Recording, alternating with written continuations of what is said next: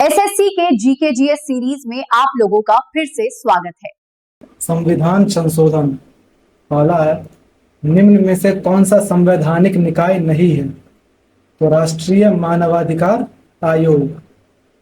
निम्न में से कौन सा भारत में एक संवैधानिक निकाय नहीं है? तो राज्य मानवाधिकार आयोग। पुंछी आयोग किससे संबंधित है? तो केंद्र राज्य संबंध से। भारत के प्रथम पिछड़ा वर्ग आयोग का नेतृत्व किसने किया था? तो काका कालेलकर ने। स्वतंत्रता के बाद राष्ट्रीय विकास परिषद का गठन कब किया गया था? तो 6 अगस्त 1952।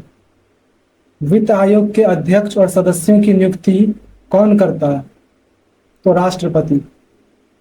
वित्त आयोग की नियुक्ति के बारे में भारतीय संविधान के निम्न में से कौन से अनुच्छेद में उल्लेख किया गया है? अनुच्छेद 280। निम्न में से किस वर्ष में संघ लोक सेवा आयोग का गठन किया गया था? तो 1 अक्टूबर 1926। भारत सरकार ने किस वर्ष द्वितीय पिछड़ा वर्ग आयोग नियुक्त किया था? तो 1979 को, मतलब 1979 में। 1979 में द्वितीय पिछड़ा वर्ग आयोग की अध्यक्षता किसके द्वारा की गई थी? तो बीपी मंडल के द्वारा। किस पार्टी की सरकार ने वर्ष 1978 में द्वितीय पिछड़ा वर्ग आयोग का गठन करने की घोषणा की थी? तो जनता दल ने। भाषाई आधार पर राज्यों के पुनर्गठन की मांगों का अध्ययन करने के लिए 1948 में भारतीय राष्ट्रीय कांग्रेस द्वारा एक समिति का गठन किया गया था। इस समिति के अध्यक्ष कौन थे? तो एस.के. धर थे। निम्न में से कौन सा संवैधानिक निकाय नहीं है? तो राष्ट्रीय महिला आयोग। नीति आयोग किस वर्ष अस्तित्व में आया? तो 2015 में। निम्न में से कौन भारत का पहला लोकपाल बना? तो पिनाकी चंद्र घोष। केंद्र राज्य संबंधों से संबंधित मुद्दों की जांच के लिए केंद्र सरकार ने किस आयोग की नियुक्ति की थी? तो सरकारिया आयोग की। अंतर राज्य परिषद की स्थापना किस समिति की अनुशंसा पर की गई थी? तो सरकारिया समिति के अनुशंसा पर। न्यायमूर्ति राजेंद्र सच्चर समिति का गठन ब्लैंक का अध्ययन करने के लिए किया गया था। तो भारत में मुस्लिम समुदाय की आर्थिक सामाजिक स्थिति का अध्ययन करने के लिए। भारतीय प्रशासनिक सेवा और भारतीय पुलिस सेवा को किस अनुच्छेद के तहत संसद द्वारा बनाई गई सेवाओं के अंतर्गत माना जाता है? तो अनुच्छेद 312। निम्नलिखित में से कौन सी संसदीय समिति में राज्यसभा का कोई भी सदस्य शामिल नहीं होता है? तो प्राक्कलन समिति में। भारतीय संविधान के किस अनुच्छेद में उल्लेख किया गया है कि बाहरी आक्रमण और आंतरिक अशांति से राज्यों की रक्षा करना केंद्र सरकार का कर्तव्य है? तो 355 में। आपातकाल की घोषणा लागू होने के बाद लोकसभा के कार्यकाल को एक बार में कितने अनधिक अवधि के लिए बढ़ाया जा सकता है? तो 1 वर्ष के लिए। धारा 19 के तहत गारंटीकृत सभी मौलिक अधिकार भारत के संविधान के किस अनुच्छेद के तहत स्वचालित रूप से निलंबित हो जाते हैं? तो अनुच्छेद 352। 1959 में भारत की केंद्र सरकार ने भारत के संविधान के ब्लैंक के तहत केरल में शासन अपने हाथ में ले लिया था। तो अनुच्छेद 356 के तहत। भारतीय संविधान का निम्न में से कौन सा अनुच्छेद केंद्र को राज्यपाल की सिफारिश पर राज्य प्रशासन को नियंत्रण में लेने की शक्ति देता है? तो अनुच्छेद 356। 1975 में राष्ट्रीय आपातकाल की घोषणा के समय भारत के राष्ट्रपति निम्न में से कौन थे? तो फखरुद्दीन अहमद। ब्लैंक 1975 की रात में इंदिरा गांधी ने राष्ट्रपति फखरुद्दीन अली अहमद से आपातकाल लगाने की सिफारिश की। तो 25 जून 1975 की रात। भारतीय संविधान का कौन सा अनुच्छेद आपातकाल की उद्घोषणा से संबंधित है? तो 352। भारतीय संविधान के अनुच्छेद ब्लैंक में राष्ट्रीय शासन का उल्लेख है। तो 356 में। अनुच्छेद ब्लैंक राष्ट्रपति को वित्तीय आपातकाल की घोषणा करने का अधिकार प्रदान करता है। तो अनुच्छेद 360। निम्न में से कौन सा एक भारतीय संविधान के अंतर्गत आपातकाल की उद्घोषणा का आधार नहीं हो सकता? तो आंतरिक अशांति। संविधान अनुसूचित जनजाति आदेश चौथा संशोधन विधेयक 2022 दिसंबर 2022 में राज्यसभा में पारित किया गया था। यह किस राज्य पर लागू होने के संबंध में संविधान आदेश 1950 में संशोधन करने के लिए है? तो यह कर्नाटक के बारे में। 103वें संविधान संशोधन अधिनियम की वैधता पर उच्चतम न्यायालय के फैसले के बारे में निम्न में से कौन सा कथन सही है? तो इस केस के लिए भारत के उच्चतम न्यायालय की संवैधानिक पीठ में 5 न्यायाधीश शामिल थे। सही है। संवैधानिक बेंच में 3-2 बहुमत के साथ ईडब्ल्यूएस आरक्षण के 10% को बरकरार रखा है। यह भी सही है। उच्चतम न्यायालय के फैसले के अनुसार 103वां संविधान संशोधन वैध है, हालांकि यह भारतीय संविधान के मूल ढांचे का उल्लंघन कर रहा है। तो यह गलत है। तो डी हो जाएगा। केवल ए और बी। अलग राष्ट्रीय अनुसूचित जाति आयोग और राष्ट्रीय अनुसूचित जनजाति आयोग की स्थापना ब्लैंक संविधान संशोधन अधिनियम द्वारा की गई थी। तो 89वें संवैधानिक संशोधन द्वारा। निम्न में से किस संशोधन द्वारा अपने 6 से 14 वर्ष की आयु के बच्चों को शिक्षा प्रदान करने को माता पिता का मूल कर्तव्य बना दिया गया? तो 86वां संशोधन अधिनियम 2002। किस संशोधन अधिनियम के तहत आयु सीमा 18 वर्ष करके निर्वाचक मंडल के दायरे को बढ़ाया गया है? तो 61वें संविधान संशोधन अधिनियम। 87वां संविधान संशोधन अधिनियम 2003 के तहत किस वर्ष की जनगणना के आधार पर निर्वाचन क्षेत्रों के परिसीमन का प्रावधान किया गया? तो 2001 की जनगणना के आधार पर। संविधान 123वां संविधान संशोधन विधेयक 2021 में ब्लैंक द्वारा लोकसभा में पेश किया गया था। तो सामाजिक न्याय एवं अधिकारिता मंत्री द्वारा। किस संवैधानिक संशोधन द्वारा संविधान में मौलिक कर्तव्यों को शामिल किया गया था? तो 42वां संविधान संशोधन अधिनियम 1976। भारतीय संविधान के 42वें संविधान संशोधन द्वारा निम्न में से कौन सा सिद्धांत शामिल किया गया था? तो पर्यावरण की रक्षा और सुधार और वनों और वन्य जीवन की रक्षा। भारतीय संविधान में निम्न में से किस संशोधन ने संपत्ति के अधिकार को मूल अधिकार के स्थान पर कानूनी अधिकार बना दिया? तो 44वां संविधान संशोधन अधिनियम। वर्ष 1978 में ब्लैंक संशोधन ने संपत्ति के अधिग्रहण, धारण और निपटान के अधिकार को मौलिक अधिकार के रूप में समाप्त कर दिया। तो 44वें संशोधन ने। निम्न में से किस संशोधन अधिनियम के द्वारा संविधान की प्रस्तावना में संशोधन करके राष्ट्र की एकता शब्द को राष्ट्र की एकता और अखंडता में बदला गया? तो 42वां संविधान संशोधन अधिनियम। संविधान का 42वां संविधान संशोधन अधिनियम 1976 के द्वारा प्रस्तावना में निम्न में से कौन सा शब्द डाला गया था? तो समाजवादी। भारतीय संविधान की प्रस्तावना में समाजवादी, धर्मनिरपेक्ष और अखंडता शब्दों को किस संविधान संशोधन द्वारा जोड़ा गया था? तो 42वें संविधान संशोधन द्वारा। भारतीय संविधान का 103वां संशोधन सरकारी नौकरियों और शैक्षिक संस्थानों में ब्लैंक के लिए आरक्षण प्रदान करता है। तो आर्थिक रूप से कमजोर वर्ग के लिए। 103वां संवैधानिक संशोधन किससे संबंधित है? तो आर्थिक आरक्षण से। 124वें संविधान संशोधन के अनुसार शैक्षणिक संस्थानों में आर्थिक रूप से कमजोर वर्गों के लिए आरक्षित सीटों का प्रतिशत क्या है? तो 10%।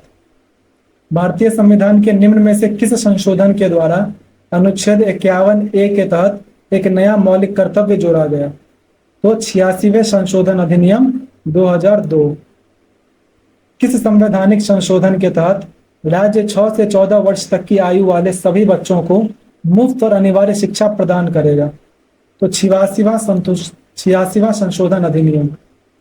भारत के संविधान का संशोधन ग्राम सभा को राज्य विधानमंडल द्वारा सौंपे गए कार्यों और शक्तियों को निष्पादित करने के लिए पंचायत राज प्रणाली की स्थापना के रूप में परिकल्पित करता है।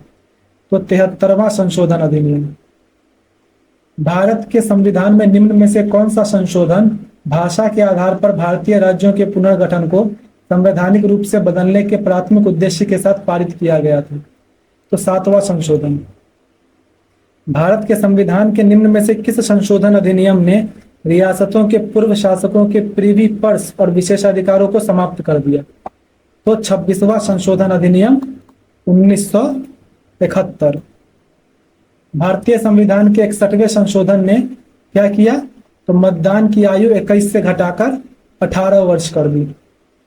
भारत के संविधान में किस संशोधन ने टैक्सेज ऑन सर्विसेज नामक संघ सूची में एक नया विषय जोड़ा? तो 88वें में। भारत के संविधान के निम्न में से किस संशोधन ने अनुच्छेद 19 में संशोधन किया और सामान्य और निश्चित रूप से जमींदारी उन्मूलन कानूनों की संवैधानिक वैधता को पूरी तरह से सुरक्षित करने वाले प्रावधानों को शामिल किया? तो चौथा संशोधन। किस संशोधन के तहत गोवा को पूर्ण राज्य का दर्जा दिया गया था? तो 56वें संविधान संशोधन द्वारा। निम्न में से किस संशोधन द्वारा भारतीय संविधान की पहली अनुसूची में संशोधन करके गोवा, दमन और दीव को भारत के 8वें केंद्र शासित प्रदेश के रूप में शामिल किया गया? तो 12वें। भारत के संविधान में किस वर्ष पहली बार संशोधन किया गया था? तो 1951 में। भारतीय संविधान में पहला संशोधन कब किया गया था? तो 1951 में। भारत के संविधान में पहला संशोधन किस वर्ष में किया गया था? 1951 में। निम्न में से किस संवैधानिक संशोधन द्वारा पांडिचेरी को केंद्र शासित प्रदेश बनाया गया? तो 14वें संविधान संशोधन द्वारा। किस संविधान संशोधन अधिनियम द्वारा अनुच्छेद 21A को एक मौलिक अधिकार के रूप में भारतीय संविधान में शामिल किया गया है? तो 86वें संविधान संशोधन अधिनियम। ब्लैंकवे संविधान संशोधन अधिनियम 2002 से भारत में सभी बच्चों के लिए मुफ्त और अनिवार्य प्राथमिक शिक्षा की व्यवस्था की गई थी। तो 86वें संवैधानिक संशोधन अधिनियम। किस संवैधानिक संशोधन अधिनियम से भारतीय संविधान में अनुच्छेद 21A प्रस्तुत किया गया था? तो 86वें। सूचना का अधिकार संशोधन अधिनियम 2019 कब लोकसभा द्वारा पारित किया गया था? तो 22 जुलाई 2019 को। भारतीय संविधान के प्राधिकृत हिंदी पाठ के निम्नलिखित संविधान संशोधनों में से किसके द्वारा प्रकाशित करने के लिए अधिकृत किया गया? तो 58वां संविधान संशोधन 1987। भारतीय संविधान का 100वां संशोधन क्या प्रदान करता है? तो भारत द्वारा क्षेत्रों को प्राप्त करना और बांग्लादेश में कुछ क्षेत्रों को हस्तांतरण करना। 1976 का 44वां संविधान संशोधन अधिनियम भारत के संविधान के किस अनुच्छेद पर लागू किया गया था? तो 297 पर। भारत के संविधान में निम्न में से किस संशोधन के द्वारा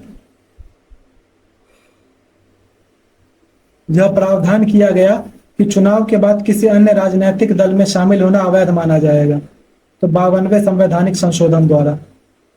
1985 में किए गए भारतीय संविधान के 52वें संविधान संशोधन ने क्या सुधार किया गया था? तो दल बदल विरोधी कानून को शामिल किया गया। भारत के संवैधानिक 86वें संविधान संशोधन अधिनियम 2002 के संबंध में निम्न में से कौन सा कथन सही नहीं है? तो अनुच्छेद 75 के अंतर्गत इससे इन प्रावधानों के प्रभावी कार्यान्वयन को सुनिश्चित करने के लिए भारत सरकार के लिए एक केंद्रीय मंत्रालय स्थापित करना बाध्यकारी बना दिया। तो यह गलत है, बाकी तीनों सही है। प्रथम संविधान संशोधन अधिनियम 1951 द्वारा निम्न में से किस अनुसूची को संविधान में जोड़ा गया था?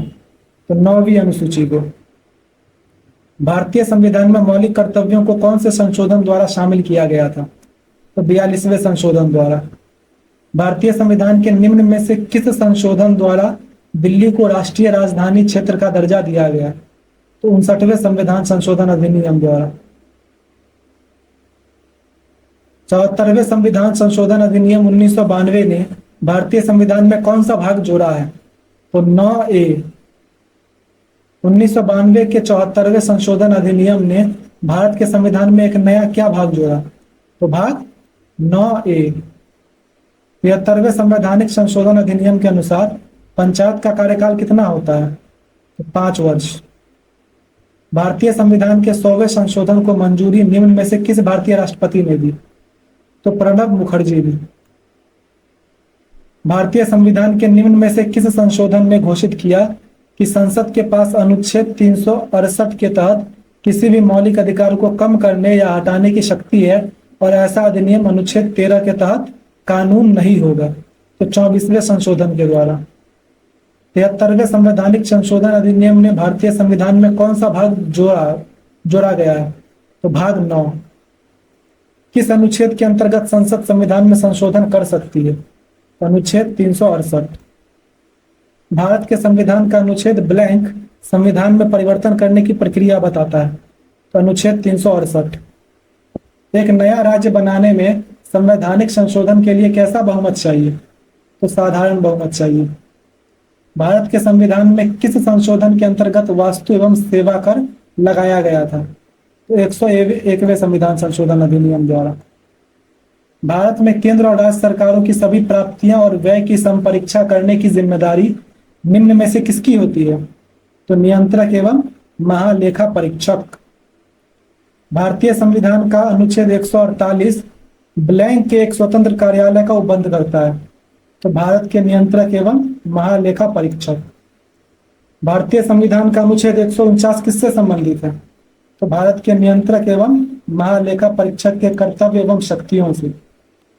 भारतीय लेखा परीक्षा और लेखा विभाग का प्रशासनिक प्रमुख कौन होता है? तो नियंत्रक एवं महालेखा परीक्षक। भारत में प्रथम महालेखाकार कार्यालय की स्थापना किस वर्ष में हुई थी? 1858 में। भारतीय संविधान का निम्न में से कौन सा अनुच्छेद भारत के नियंत्रक और महालेखा परीक्षक के लिए एक स्वतंत्र पद प्रदान करता है? तो अनुच्छेद 148। भारत के संविधान का वह कौन सा अनुच्छेद है जिसमें भारत के नियंत्रक और महालेखा परीक्षक का उल्लेख है? तो 148। भारत सरकार का कौन सा अधिकारी सदस्य न होते हुए भी भारतीय संसद की कार्यवाही में भाग लेने का अधिकार रखता है? तो भारत का अटॉर्नी जनरल। भारतीय संविधान का अनुच्छेद 76 निम्न में से किसके कार्यालय से संबंधित है? तो भारत के महान्यायवादी से। चुनाव लड़ने और सरकार में सत्ता पर काबिज होने के लिए एक साथ आने वाले लोगों के समूह को क्या कहा जाता है? तो राजनीतिक दल कहा जाता है। भारतीय जनता पार्टी की स्थापना निम्न में से किस वर्ष में हुई थी? तो 1980 में। काशी राम किस राजनीतिक दल के संस्थापक थे? तो बहुजन समाज पार्टी। 1977 में जगजीवन राम ने किस राजनीतिक दल की स्थापना की थी जिसका बाद में जनता पार्टी में विलय हो गया? तो कांग्रेस फॉर डेमोक्रेसी। भारतीय कम्युनिस्ट पार्टी का गठन किस वर्ष में हुआ था? तो 1925 में। भारतीय कम्युनिस्ट पार्टी मार्क्सवादी का गठन किस वर्ष में किया गया था? तो 1964 में। इस तरह तुम्हारा ये समाप्त हुआ। आपका जो भी स्कोर हुआ कमेंट कर दीजिए। मिलते हैं नेक्स्ट वीडियो में।